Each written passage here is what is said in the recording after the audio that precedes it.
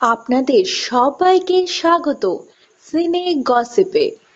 কমলেশ্বর মুখোপাধ্যায়, সৃজিত মুখার্জি, রাজা চান্দা, বিরসা দাশগুপ্ত এরকম অনেক বড় বড় ডিরেক্টরের নাম আছে টলিউডে, কিন্তু তা সত্ত্বেও কেন দেব তার প্রথম প্রযোজিত ছবির জন্য ডিরেক্টর হিসেবে বেছে নিলেন রাজ চক্রবর্তীকে?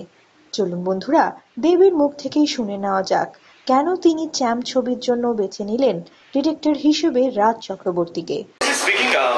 রাজ প্রথম দিন থেকে মাথায় ছিল না, ইট ওয়াজ এ কোইন্সিডেন্ট যে রাজ আমাকে একটা ছবির জন্য ফোন করলো, and he also want to start the film when I want to start the channel.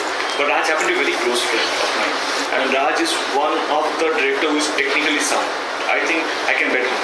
I mean, he is one of those my race ka ghoda riding horse. Jo jisko bolte hain I can put my 100 crores. I think he is one of those directors whom I can like depend on.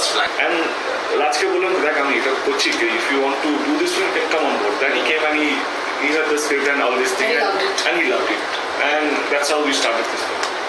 তো বন্ধুরা, শুনলেন তো প্রযোজক হিসেবে দেবের প্রথম ছবিতে কেন তিনি পরিচালক হিসেবে রাজ চক্রবর্তীকেই বেছে নিলেন। বিনোদন জগতের আরো নিত্য নতুন খবর জানতে জুড়ে থাকুন আমাদের সঙ্গে। থ্যাংক ইউ সো মাচ, তোমাদের জন্যই আজকে আমি এখানে এসেছি। আমরা হলাম সিনে গসিপ। জুড়ে থাকুন আমাদের সঙ্গে, সাবস্ক্রাইব করুন আমাদের এই ইউটিউব চ্যানেলটি।